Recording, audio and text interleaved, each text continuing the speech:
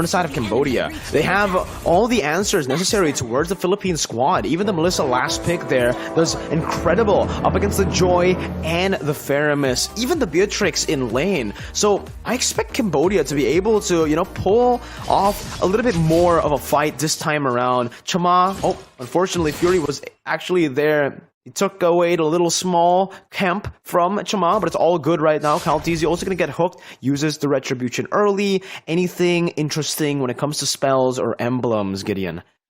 Looking at the spells and emblems, honestly, nothing out of the ordinary here. Very typical stuff all across the board. I'm not sure about the sub-emblems, but I think it should be rather standard here. In the next 70 seconds or so, nothing much should technically happen, but the fact that Ogwin, you know, he's going to be on the support, he needs to kind of work with few.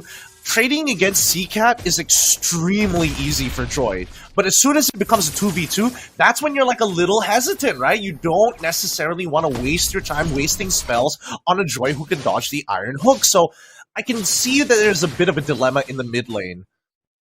Ooh, this is the lane that does really well for the Arlet though, right? I mean, that winning matchup already set up by Cambodia as well. Something definitely that they can utilize, and they're already utilizing it here. Chama with a very aggressive invade, understanding that Few doesn't have the ultimate yet, no electrifying beats, so he should still be able to soak in that damage, coming in just from the rhythm. Whereas in the bottom lane as well, it feels like, again, Burnix Flash have set up a lot of these winning lanes that are doing really good right now. Melissa into Beatrix, Arlet into Lapu. They just need to utilize it more. They need to capitalize, and they cannot let Kaltizi invade as he pleases.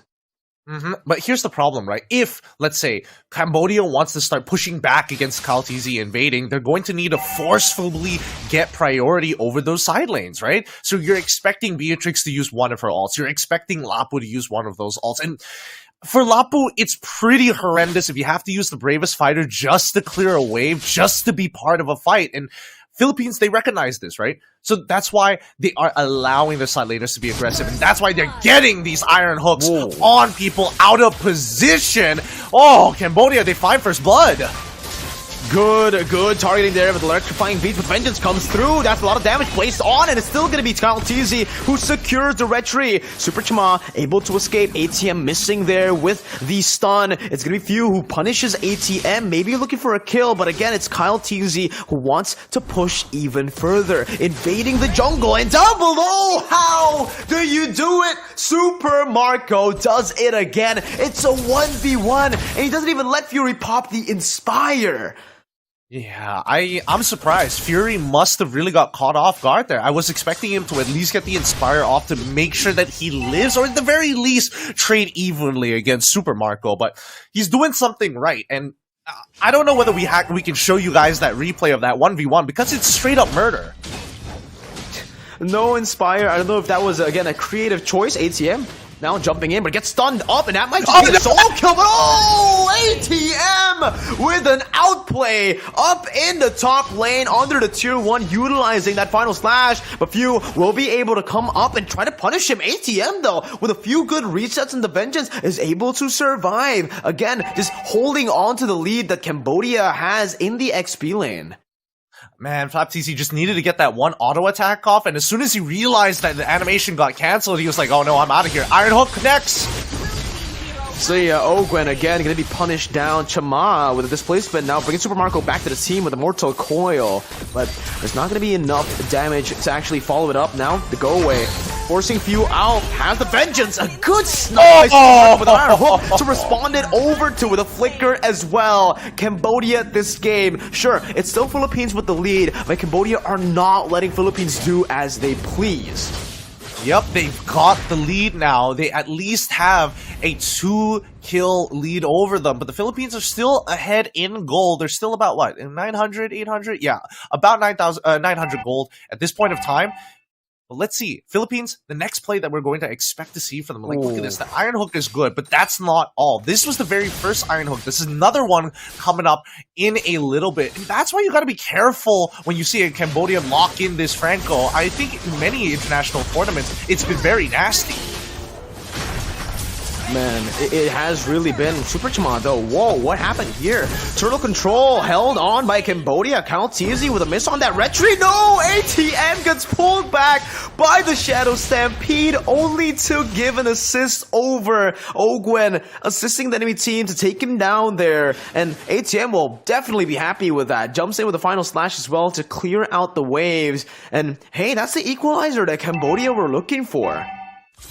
Now they take a very clean lead over the Philippines. It doesn't mean that the Philippines is out of this just yet. They still do need a little bit of time, especially for Super Marco, right? He's been farming hard, but he doesn't have access to mystery shop, so he doesn't get those discounts. He's gonna have to do it the good old-fashioned way, just farming up in the lane and dragging this out for a little bit longer.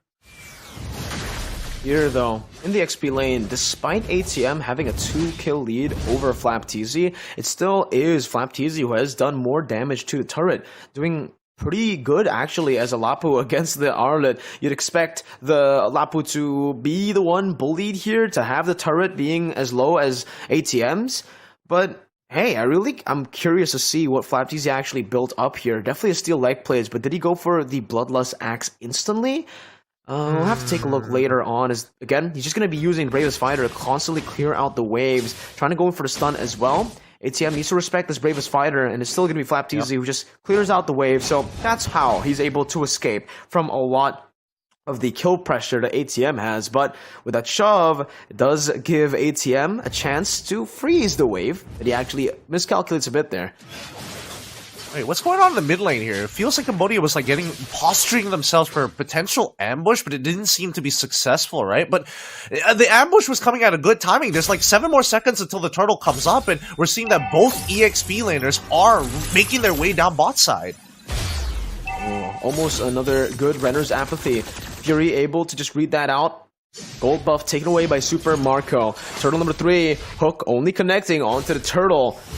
CalTZ 2 levels up. Super Chama looking for that retry battle, but CalTZ jumps in with a Phantom Execution, and even the puncture! He's able to space away from the bloody hunt. Beautiful plays as the Cold Ulcer comes down, giving CalTZ another HP bar to play with. FlapTZ with the Bravest Fighter onto Fury, picking up a double kill, as that's Few with the electrifying beats. One more shot on towards Chama, but he will not do it. In the bottom lane, kills. Few dives in. The turret almost takes him down. CCat noticing it now, trying to punish him down, but he has to be careful because Bren and Team Philippines right now have been able to secure pure control even in Cambodia's jungle. Yep, they've taken all the tier 1 outer turrets right now, and that's huge for them. Now the jungle is getting invaded constantly. Super Marco is having the time of his life right now, despite the 2v1. As long as the Iron Hook is on cooldown, he's going to disrespect that space. Wow. Just wow. CalTZ, that was an absolutely phenomenal play. I can't move on, Gideon. The way he was able to just space and bob and weave around the bloody hunt, that's a target auto-lock ability. How do you dodge away from that? That was... on top of that, he got the retry on the turtle. So he wasn't just dodging away, it was simultaneously also putting his focus on that HP bar. Yeah, he is just a different beast, man. It feels like he's playing on a tablet or something because he's getting more, it feels like he has more vision than he should. But I have to admit, after watching him play like that and considering your response, does that make you want to switch back into the jungle role just to play Lancelot? I don't know about that, man, because right now it does seem like ATM is getting in a bit of a pickle. That's a dive, and that's Super Marco with the snipe, unable to connect Few, doing some damage, but ATM is able to utilize to reach that super well. It's an outplay coming in with the rotations as well. The reaction from Cambodia, absolutely massive, and a decimation follows Super Marco through. CalTZ will try to look for a trade down below, but it's still not going to be worth it, definitely. Cambodia with an amazing punish. Yeah, the reaction time was insane, but CalTZ, it's all up to him. If he wants to make this steal, this is your moment. If he does this, if he makes this miracle play happen, Gideon, then yes, I want to be a jungler again. But again, there's just no way he can go for that. If he does, Oh man, I don't know what I'd say. Calteezy will just choose to clear out that bottom lane, but Philippines, you can already see a few of these cracks now. A few of their mistakes have been exploited, and Cambodia have done a really good job with the reactive plays, just waiting for the proactive movements from Philippines, waiting for them to overcommit and overextend. I mean, considering what the Raging Slash was doing in the middle of that fight under the tier 2 does bring up a couple of questions. And I think the Philippines were getting comfortable, but not for long. Ogwen.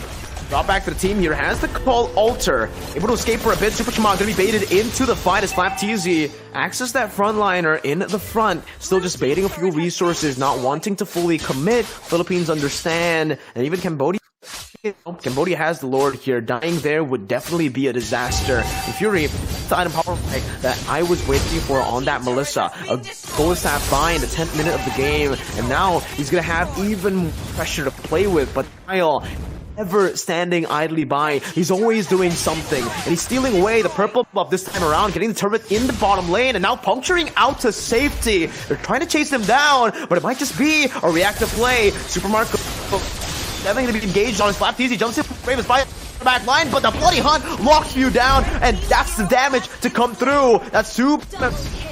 One roamer, the final slash isolates Super Chama as he looks for more. It's still going to be Super Marco kiting away with Renner, just utilizing that range. But Cambodia, again, it's the reactive plays over the reactive plays, and it keeps on going.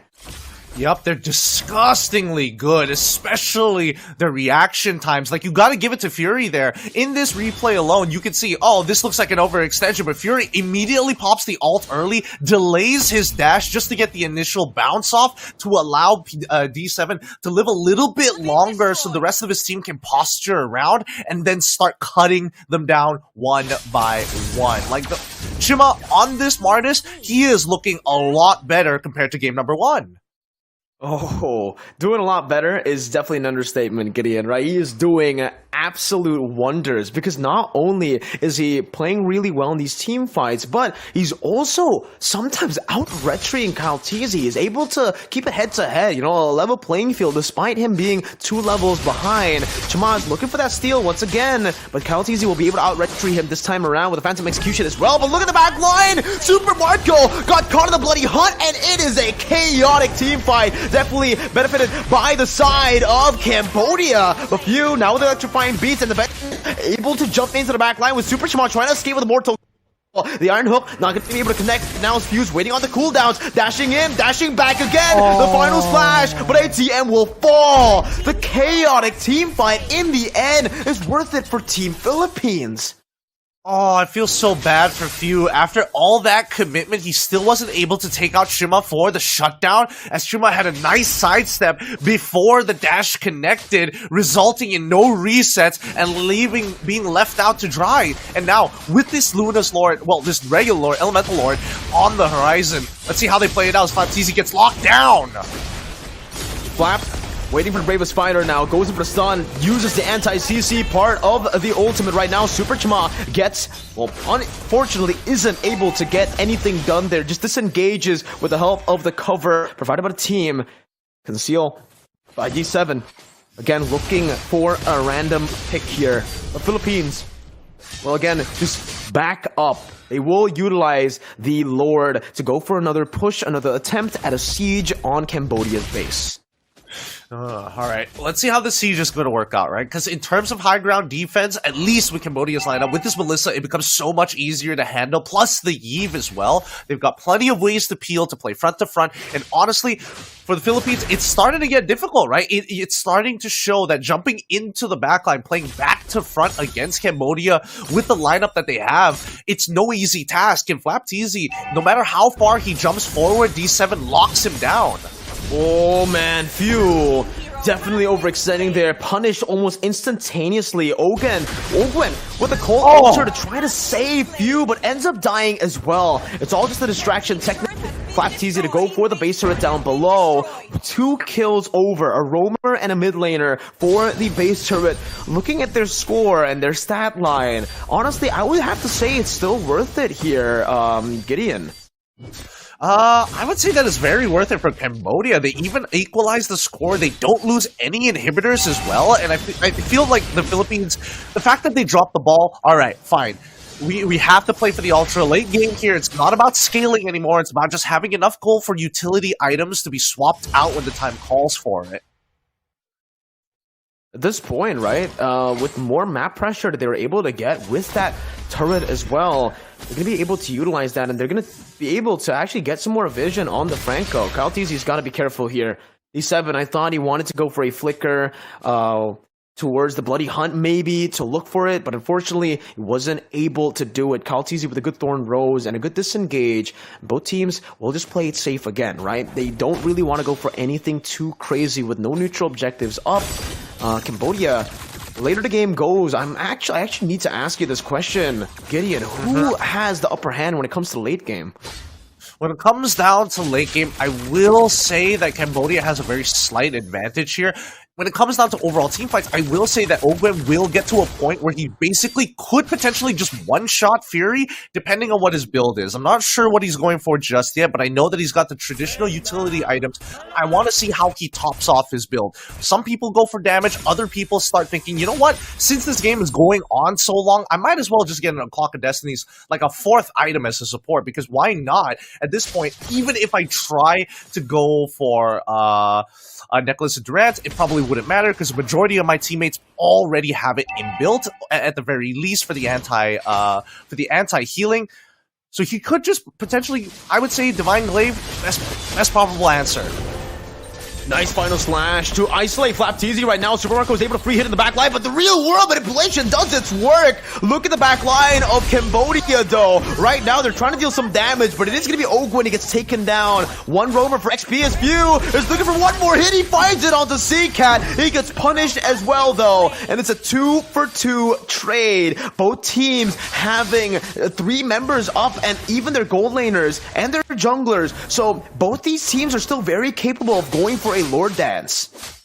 Yeah, it's not easy, but the fact that they traded evenly does show you that Cambodia, they're building up confidence. They're like, okay, we've recovered. We managed to minimize the bleeding, and yes, our inhibitor is exposed, and that's something that the Philippines can actually abuse, but at the very least, if it boils down to a 5v5, Cambodia has a damn good chance at taking this home.